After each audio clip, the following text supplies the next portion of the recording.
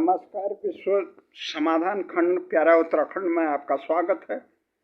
आज देववाणी में आप चर्चा करेंगी भारतीय जनता पार्टी की सफलता व कांग्रेस सहित विपक्षी दलों की असफलता के मूल कारण।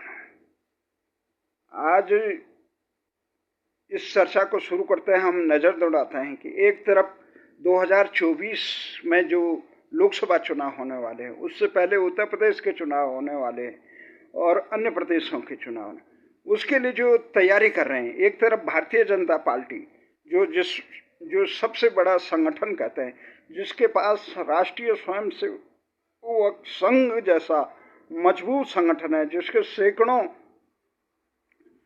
परिवार के संगठन ऐसे हैं, विश्व हिंदू परिषद से लेकर छात्र संगठन से लेकर तमाम अल्पसंख्यक से लेकर महिला से लेकर वनवासी आदिवासी से लेकर सैकड़ों ऐसे संगठन हैं, जिसके हजारों कार्यकर्ता, समर्पित कार्यकर्ता राष्ट्र के में संघ की इस सोच को, भारत को मजबूत बनाने की सोच को साकार करने के लिए अपने परिवार की जो भारतीय जनता पार्टी की सरकार को बनाने के लिए, जिताने के लिए समर्पित होकर कार्य करते हैं। वहीं दूसरी तरफ हम देखते हैं कि कांग्रेस, जो सबसे बड़े दल है, कांग्रेस और नेतृत्व विहीन है, दिग्भ्रमित है। वहां 1.5 साल से राष्ट्रीय अध्यक्ष का ही चुनाव नहीं कर पाई पार्टी। इस ढंग से और बड़े प्रदेश, उत्तर प्रदेश से लेकर बिहार से लेकर इस समय बंगाल लेकर पार्टी का अस्तित्व संकट में है। और जहाँ पार्टियां हैं वहाँ पे आप लगा लो, राजस्थान से लगा लो, मध्य प्रदेश में ये भारतीय जनता पार्टी ने हरा दी, पर राजस्थान और पंजाब और महाराष्ट्र अंतर्कलह में फंसी हुई है। पार्टी का जब नेतृत्व, केंद्रीय नेतृत्व कमजोर होता है तो पार्टियां कमजोर रहती हैं। वहीं अन्य दल भी अपनी संकीर्ण तुष्टिकरण और सत्ता लोलुपता, क्षेत्रवाद, जातिवाद और तुष्टिकरण के इस इन चीजों, तमाम कुरीतियों के कारण आम जनता से दूर हो रखे हैं।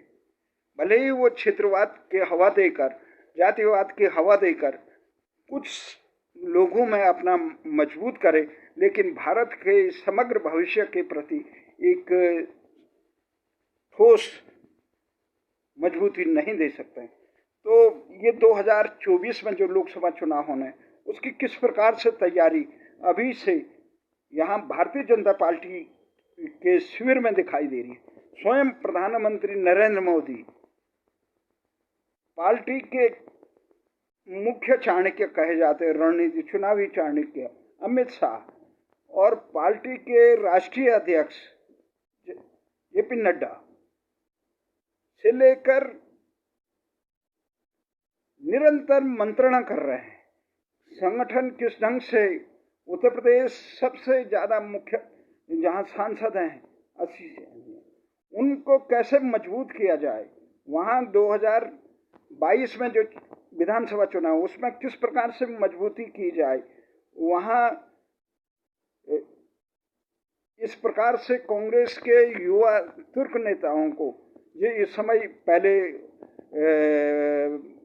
जिस ढंग से वहाँ पे ये अपने मध्य प्रदेश में सिंधिया को तोड़ा गया, उधर से गुजरात में तोड़ा गया कांग्रेस के बड़े नेताओं को, जो नए युवा नेता थे। इस समय उत्तर प्रदेश में जितेंद्र प्रसाद के नेताओं के बेटे जितिन प्रसाद को भाजपा में सम्मिलित किया। तो ये तमाम चीजें चल रही हैं। उधर बिहार में से लेकर सारे प्रदेशों में इस मजबूती से अपना काम करने। अब ये पंजाब में भी चुनाव होना है, उसमें भारतीय जनता पार्टी किस ढंग से काम करती है। क्या वो सिद्धू को वापस ला पाती है या नहीं। जो गलती से, जो अरुण जेटली की गलती से सिद्धू कांग्रेस शिविर में जाने के लिए मजबूर हुआ था, उस सिद्धू को लाके फिर अमरिंदर सिंह और बादल को चुनौती दे पाएगी, नहीं दे पाएगी। इस रणनीति पे विचार किया जाएगा या नहीं किया जाएगा, ये तमाम चीज़ें। परंतु कांग्रेस का ये जो मैं हाल देख रहा हूँ, वहाँ अध्यक्ष ही तैयार नहीं है। राहुल गांधी न खुद अध्यक्ष बन रहे हैं, न कह रहे हैं मेरे परिवार का नहीं है तो आप छोड़िए। कांग्रेस को भी ये मालूम है, कांग्रेस नेतृत्व को ये मालूम है, जैसे ही 10 नेहरू परिवार ने इसको, गांधी नेहरू परिवार ने छोड़ा, कांग्रेस बिखर जाएगी। अनेक दलों में ये कर्नाटक वाले, मध्य प्रदेश वाले, उत्तर प्रदेश वाले, ये अन्य प्रदेशों के लोग एक दूसरे को स्वीकार नहीं करेंगे। इतने बड़े छत्रप हैं हरियाणा के, तो ये पार्टियां अपने आप में बिखर जाएगी। इसके लिए कांग्रेस के लिए, जिसने भारतीय जनता पार्टी की एकजुटता के लिए संघ परिवार का संरक्षण जरूरी है, उसी प्रकार से कांग्रेस को एकजुट करने के लिए और मजबूती के लिए नेहरू गांधी परिवार का संरक्षण नितांत जरूरत है। ये परिवारवाद की बात नहीं है। ये बात भले ही परिवारवाद की लगे, परंतु इसे और लोकतांत्रिक, भले ही राहुल गांधी की इच्छा इसे लोकतांत्रिक बनाने की हो, तो उसे दूसरे ढंग से खुद चुनौती करके, ये उनके दिमाग में गलत किसी ने वो दे दिया कि जनता इसे त्याग समझे। जनता संघर्ष करने वाले को, चुनौती का सामना करने वाले को बहादुर समझती है, उसे नमन करती है, उसका साथ देती है, उसको चाहती है, न कि चुनौतियों के सामने पीठ दिखाने वाले को और कायरता समझती है। इसलिए यह तो प्रियंका को मन्नत है। प्रियंका में एक कमजोरी ये है कि वो बडेरा का सहारा ले लेती है, या बडेरा उसमें दखल देते हैं। जिस प्रकार से बडेरा को कांग्रेस और नेहरू परिवार के खातिर अपने मूक दर्शक रहना चाहिए था, पर मूक दर्शक प्रमुखता से इस प्रकार से गाए बगाए बयान देके कांग्रेस को और जनता से दूर करने की एक प्रकार से कृत्य करते हैं। भले ही वो अपना स्थान बनाने का काम करे, परंतु उनके कृत्य से कांग्रेस को काफी कमजोर होती।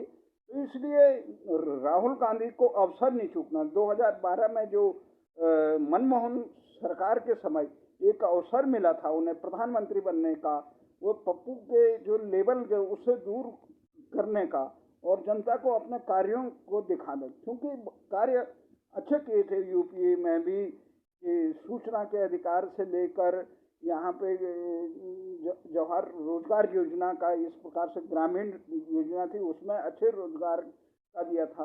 परंतु उन्होंने जो तुष्टिकरण का जो निर्णय है, जो जातिवाद के ढंग से, इस प्रकार से जातिवाद से लेकर और क्षेत्रवाद का जो जहर घोला था, वो कांग्रेस के लिए ही नहीं देश के लिए भी घाना। इसलिए 2019 के जो चुनाव में लोकसभा में पराजित होने के बाद एंथनी कमेटी ने जो रिपोर्ट दी कि तुष्टिकरण, बहुसंख्यक समाज अपने से दूर हुआ। राम, जिस प्रकार से यहाँ पे दिग्विजय सिंह से लेकर ये जो अधिवक्ता हैं, गाए बगाए राम जन्मभूमि के विरोध में बोलते हैं कांग्रेसी, और तो मणिशंकर अय्यर, इस प्रकार के नेतृत्व को के कारण, नेताओं को, बड़बोले नेताओं के कारण कांग्रेस की छवि दागदार हुई। कांग्रेस को अंध तुष्टिकरण की जगह सही के पक्ष में राष्ट्रहित पे कदम बढ़ाना चाहिए था। वहीं दूसरी बात हम ये करते हैं कि इस समय भारतीय जनता पार्टी बहुत मजबूती से कर रही है। वो साम दाम दंड भेद इतने संगठनों का सहारा लेने के बाद, इतने सत्ता में होने के बाद, वो आगे जीतने के लिए लड़ती है। कांग्रेस अपना अस्तित्व बनाए रखने के लिए काम नहीं है। बंगाल चुनावों में और अभी विधानसभा के चुनाव में इस प्रकार साहब कि कांग्रेस को अपना अस्तित्व बनाने, उसने उत्तर प्रदेश छोड़ दिया, बिहार का इस प्रकार से दर्दनाक हाथ है। बड़े राज्यों में किस प्रकार से वो लोग, केरल में इस समय सत्ता आ सकती थी, परंतु वो मजबूती से कार्य नहीं कर पाए। आने वाले समय में हमें लगता है कि केरल से लेकर तमिलनाडु के कई राज्यों में कांग्रेसी नेता भारतीय जनता पार्टी के शिविर में जाएंगे और भारतीय जनता पार्टी की जो नीति लग रही है वो जीतने के लिए एक चुनौतीपूर्ण काम करते हैं, मजबूती से लक्ष्य लेकर चलते हैं। इसीलिए मध्य प्रदेश की सरकार गई, भले ही भारतीय जनता पार्टी के नेताओं ने एक प्रकार से अच्छा कार्य नहीं माना जाता मध्य प्रदेश और अन्य जगह, परंतु इस समय एक ये भी है कि जिन दलों ने देश के हितों में तुष्टिकरण की नीति के काम किया है, उनके अस्तित्व को बनाए रखना भी राष्ट्रीय हितों पर कुठाराघात। इसलिए उनकी सरकारें में तो अभी ये हम ये देश है, बंगाल में जिस प्रकार से भारतीय जनता पार्टी की रणनीति में एक कमजोरी रही है कि हर हाल में जो लोग इस प्रकार से राष्ट्र की एकता और अखंडता कमजोर करते हैं, उन्हें किसी भी प्रकार से सत्ता में नहीं आने देना था। ममता बनर्जी का सत्ता में आने के बाद जिस प्रकार से जुल्म वहाँ के विरोधियों में, राजनीतिक विरोधियों में हुआ, वो उचित नहीं है। और जिस प्रकार से अंध तुष्टिकरण का जो काम ममता बनर्जी के कार्यकाल में हुआ, वो उचित।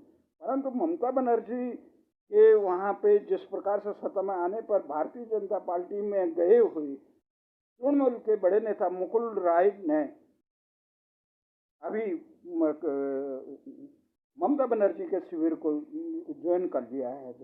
उससे ही ऐसा लगता है आने वाले समय में कई भारतीय जनता पार्टी के नेता फिर ममता के गोद में, क्योंकि नेता अधिकांश सत्ता के वो होते हैं, उन्हें सिद्धांतों से कुछ नहीं। इस प्रकार से अवसरवादी नेताओं को साथ में लेने का दंड उत्तर प्रदेश में होगा और उत्तराखंड में भी होगा। उत्तराखंड में जिस प्रकार से दिशाहीन नेतृत्व भारतीय जनता पार्टी, उससे डबल इंजन की सरकार से जो लोगों को आशा दी थी, वो गैरसैंण में जिस प्रकार से भारतीय जनता पार्टी ने जानबूझ के लोग मांग रहे हैं राजधानी गैरसैंण, वो थोप दिया जबरदस्ती की ग्रीष्मकालीन। कौन मांग रहा है? जन आकांक्षाओं के खिलाफ काम करने वाले नेतृत्व। जितनी मेहनत भारतीय जनता पार्टी या राजनीतिक दल चुनाव जीतने के लिए करता है, उतनी मेहनत अगर राजनीतिक दल देश के हित में, जनता के हित में काम करते तो ये बड़ा सुहाना होता है। जिस प्रकार से महंगाई पर अंकुश लगाने में मोदी सरकार असफल रही, रोजगार और भ्रष्टाचारियों पर अंकुश लगाने पे वो रही है असफल रही। आतंकवाद के मुख्य जो कुख्यात गिरोह हैं पाकिस्तान और चीन, जो भारत द्रोही हैं, उन पे संबंध तोड़कर उन्हें शत्रु राष्ट्र घोषित करने तक, उन द्वारा छीनी गई भारत की लाखों वर्ग किलोमीटर जमीन को वापस मांगने की मांग तक भारत सरकार नहीं कर पाई है। और कोरोना काल में जितनी लहरों में लाखों लोगों के जिस प्रकार से हुआ, देश को स्वास्थ्य सेवाएं जिस प्रकार से एक प्रकार ढांचा विहीन है देश में, उसको किस ढंग से करेंगे?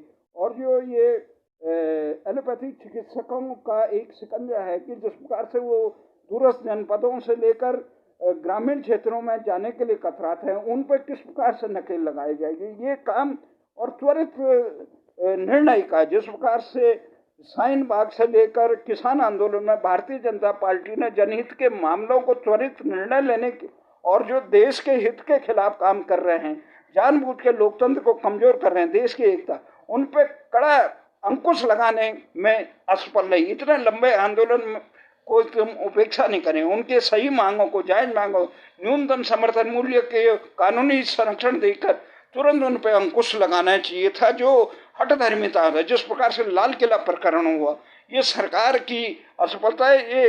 ये देश की सुरक्षा के मामले में उपेक्षा नहीं करनी चाहिए, आतंकवाद, भ्रष्टाचार पे और त्वरित निर्णय लेने के लिए चाहिए।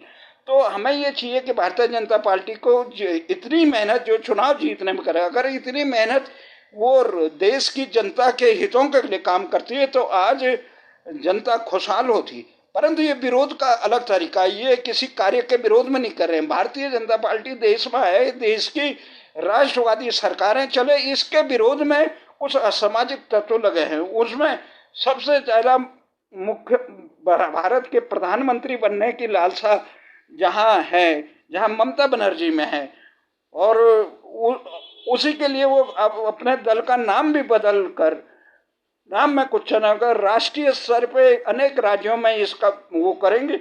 वहीं दूसरी तरफ शरद पवार जो अपनी प्रधानमंत्री की इच्छा के लिए कांग्रेस का विखंडन किया था, वो सोनिया का विदेशी मूल तो बहाना था, असली इरादा प्रधानमंत्री बनने के लिए था। और वो प्रधानमंत्री बनने के लिए उन्हें मालूम था कि बीपी सिंह की तरह जब तक हम विपक्ष में नहीं जाएंगे, तो उसके लिए उन्होंने अभी प्रशांत किशोर जो रणनीतिकार रहे, केजरी, ममता से लेकर जगन से अमरेंद्र, स्टालिन, मोदी और कांग्रेस इत्यादि नीतीश कुमार के, ये इसमें रणनीतिकार, उनसे मंत्रणा कर रहे थे आगामी 2024 के लिए, या किस प्रकार से राष्ट्रवादी कांग्रेस को मजबूत किया जाए और पवार की एक मनोकामना पूर्ण की जाए। इसी की तरह दिल्ली के मुख्यमंत्री है, उन्हें भी कामकाज में कुछ करना नहीं, केवल वो चर्चा में बने रहने का, दिल्ली में चिकित्सालय बनाने में असफल रहे, जो